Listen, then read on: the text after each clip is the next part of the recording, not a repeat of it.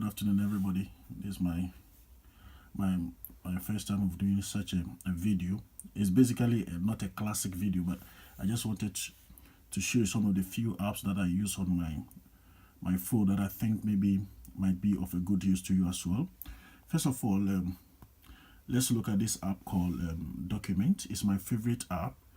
Basically, if you go to the App Store and download Document, the Document is gonna take you through how you can use the app and to get some videos that you might want to download to your phone. And it's a very good app. I've been using it daily and I love it. You can use it to do so many things. Now the next app is a Pocket. Now Pocket File Pro, we have the Pro version. It's also an app that you can use to save your documents such as your passport, your driver's licenses, your other stuffs that you want to secure somewhere in case of emergency. You can basically get them out to whatever you want to use it for. And also I have Airmail. Airmail is very familiar. It's a very popular app that everybody knows. It's an alternative to the usual mail apps. It's a third-party mail app that you can also try out. We have PayPal, we have Calendar, and then S app is MPass and OneSave. You can see the two of them there. MPass and OneSave are password apps that you can securely save your password there. And so that instead of memorizing every password, you just save them there, and it becomes very easy. I also have Al Jazeera News news app on my phone, and that is it. If you want to hear more international news, you can just download Al Jazeera News app, and it's very good. You can see CNN also there. But more importantly, there is an app that I want to show you here. This small app here called pCloud. Now, it will be very good if you go to the App Store and download this very app, because it might be very helpful, especially if you are using your phone is low in memory. You can get a pCloud app. What it does is you can save your videos, your photos to that app. It has inbuilt cloud, so you can just free up some space on your phone and make it easier to use it for other things. Now we move on. The regular apps are there. There is also one small app here I want to talk about, the Hub. This is also a mail app, but aside the mail part of it, you can also use it to send messages and receive messages just like WhatsApp, and it's highly encrypted. We also have this app called CoinStats. Now, if you are into cryptocurrencies, this is a very good app for you.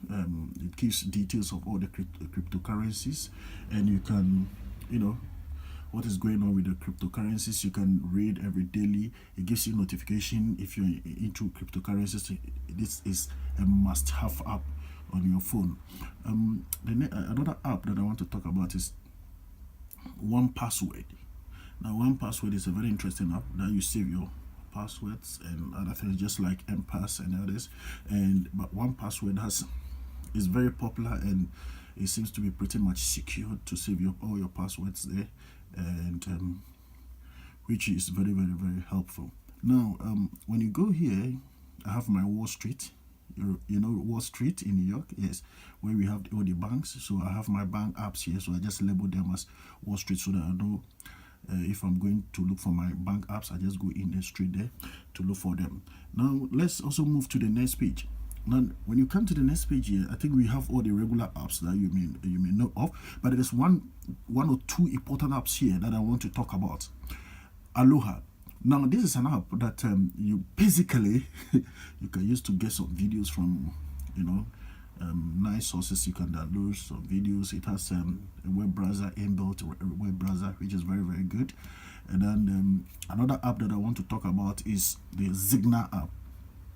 As you are all aware, we know Zigna app is a very secure app that everybody's talking about, and it is very secure. And you should have it on your phone.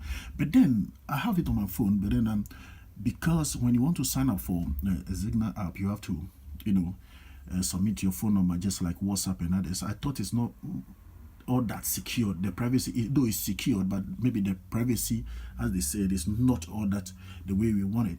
So you can see here clearly that there is also another app here that I've used to replace Zigna. It's also here, which I thought is pretty much private for me, because you don't need to sign up with your phone number. What you have to do is they just give you a temporary email address, and then you use to sign it up. It's called Chat Secure, and I think if you have that app on your phone, it will also help very much. Now let's move on. Now if you go to the next page, I have my Google Photos, and then the various maps. Now Google Photos, one good thing about Google Photos is if you're running out of space on your phone, what you got to do is you transfer all your photos to Google Photos, as you may have known, and it frees up some space on your phone. Another small app that I want to talk about here is Things. Now Things is just to do list app that you put your daily routines in there, and then it gives you automatic reminder of what you have to do tomorrow, what you have to do the following week, what you have to do, and it's really helpful. Now another app here is iMore Forums. iMore Forums is an app that you can use to talk about the various products, the various discussions going on about your iPhone and other products that you may have. And we move on. This is another app here at the bottom here. It's called the bus time. If you live in cities like London or New York, it's a must-have app to know exactly when your next bus is coming. And I have this very important app here. It's very it's dear to me. That's why you see it at the bottom here. It's called SarsPass. Now basically this is an app that I use for two-factor authentication. Instead of getting text message, I've opted for this app. You don't need a text message, you don't need an internet connection. So what you have is, anytime you want to get your two-factor authentication, you just click on the app and then it just comes up automatically. Then you enter into it. It's very good, especially if you are traveling and probably you may not be using the same phone number to where you are. Then this is the app for you, so that you don't need to have a text message. You just use the app instead of the text message. And when we move on, if you are a news person, if you are addicted to international news like me, then basically these are the news channels that you need to get on your phone. I'm just putting the video on it so that you can just look at them, which ones will be good. The Spiegel is a German news outlet and a news magazine, and you can download it, and then it gives you comprehensive news about what is going all over the world. And you have the AFP, you have DW, you have all the other news channels, France 24, Euro News, which are very interesting, so that you can get the news from the various sources instead of rely on a source. So it's very important that you get some of these news outlets on your phone, so that you know pretty much what is going on around the world. And there is also another app here I want to talk about. It's basically a tech app called Apijiki. Now Apijiki is an app that talks about daily products coming up, and maybe some app that has gone free in the App Store. On the App Store you can get them here. If you continue to read every day, you get them there, and everything, so on and so forth. Thank you very much for reading, and thank you very much for listening to this. And I think hopefully you get something important out of this video. And once again, thank you. Bye.